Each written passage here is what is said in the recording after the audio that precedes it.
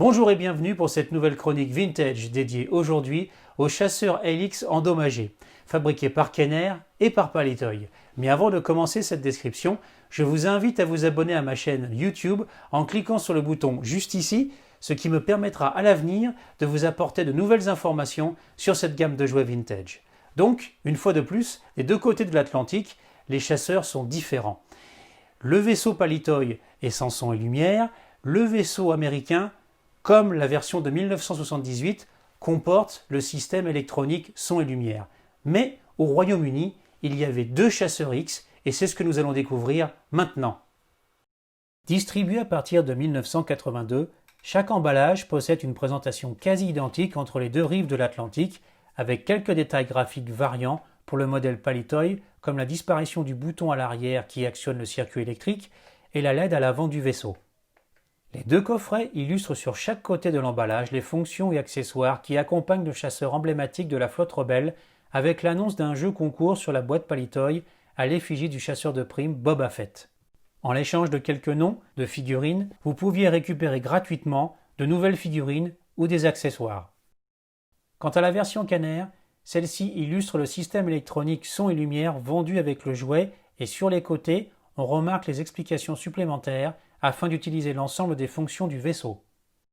La question qui se pose ici n'est pas de savoir pourquoi deux versions différentes ont été conçues entre les deux rives de l'Atlantique, mais pourquoi deux chasseurs différents ont été vendus en Grande-Bretagne.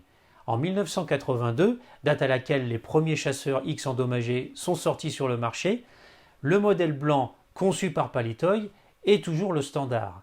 Mais au même moment, on découvre un chasseur gris disponible sur le marché anglais. Il s'agit du modèle Kenner, celui-là même vendu aux États-Unis, mais sans équipement électronique. Quand on regarde sous la carlingue, on s'aperçoit d'un brevet qui indique que le jouet a été fabriqué en Amérique du Nord, certainement assemblé en Angleterre, avec un bout avant modifié, dans le but de cacher la LED vacante. Cette initiative ne sera pas reconduite en 1983 et la décision est prise pour le marché européen de produire le chasseur X blanc conçu par Palitoy avec l'aide des usines françaises et espagnoles jusqu'à la fin de la gamme en 1985.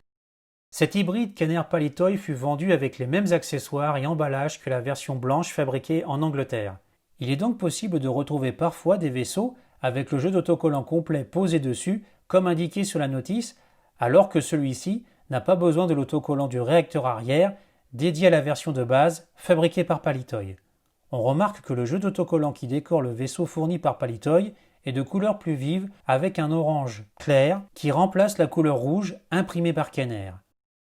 L'ex-compartiment à pile est scellé par deux points de colle, mais ceux-ci ont séché avec le temps et ne font plus effet sur la fermeture de la trappe. La pièce à l'avant du vaisseau fut modifiée afin de cacher l'ouverture destinée à l'origine au passage de la LED rouge sur le modèle vendu en Amérique. Sur la version blanche, on remarque que la principale zone de modification entre les deux modèles se situe avec l'autocollant qui dessine le réacteur central, le retrait du bouton qui active le son et lumière, ainsi que la partie avant du vaisseau qui est moulée d'un bloc par rapport au modèle américain. La seule nouveauté se trouvant sur l'ajout simple de 4 autocollants qui donne un aspect endommagé tout relatif au vaisseau. On remarque aussi sur le dessus du vaisseau que Palitoy interprétera une sculpture légèrement différente dans cette zone spécifique avec le choix d'un dôme chromé pour R2D2, représentation plus proche de la figurine vendue séparément. Le mécanisme d'ouverture des ailes est fabriqué sur le même principe que le modèle américain. On les déploie en position de combat en appuyant sur la tête d'R2D2 et le retour en position nominale est déclenché par le petit loquet blanc situé derrière la tête du droïde. La fenêtre du cockpit s'ouvre par le dessus afin de placer une figurine sur le siège de pilotage. Le train d'atterrissage se déploie manuellement à l'avant sous le vaisseau. La version américaine comporte un système électronique de son et lumière.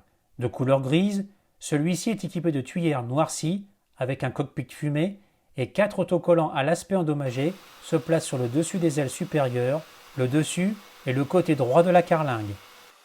Le circuit électrique est alimenté par deux piles standard type LR6 placées à l'arrière du vaisseau. Le bouton du capot arrière active simultanément une LED rouge située à l'avant et un moteur masqué dans le corps de l'appareil qui reproduit le son laser. Les ailes se déploient en appuyant sur la tête du R2D2 non chromé chez Kenner et revienne en position initiale grâce au petit loquet bleu placé derrière lui. Contrairement au modèle britannique, on remarque que la partie centrale à l'arrière du vaisseau est sculptée dans la masse et que le nez de l'appareil est conçu avec une pièce rapportée. Comme pour le modèle Palitoy, la fenêtre du cockpit s'ouvre par le dessus afin de placer une figurine sur le siège de pilotage prévu à cet effet à l'intérieur du vaisseau. Le train d'atterrissage se déploie aussi manuellement à l'avant sous le chasseur. Cette variation destinée à offrir un nouvel aspect au chasseur de Luke est la dernière modification apportée sur le vaisseau rebelle dans l'histoire de la gamme. Malgré le manque d'équipement électronique, la silhouette est respectée avec un détail supplémentaire, celui du dôme chromé d'R2D2 chez Palitoy, absent outre-Atlantique. A noter que Kenner choisit un plastique plus robuste et malgré cette différence, la conception plus simple du vaisseau produit par Palitoy restera la norme en Europe tout au long de la vie de la gamme jusqu'en 1985. J'espère que cette nouvelle description vous aura plu. N'hésitez pas à laisser des commentaires, ils sont toujours les bienvenus, à laisser un pouce bleu si la vidéo vous a plu, à vous abonner si ce n'est pas encore le cas, et en attendant, je vous dis à très bientôt pour de nouvelles chroniques vintage.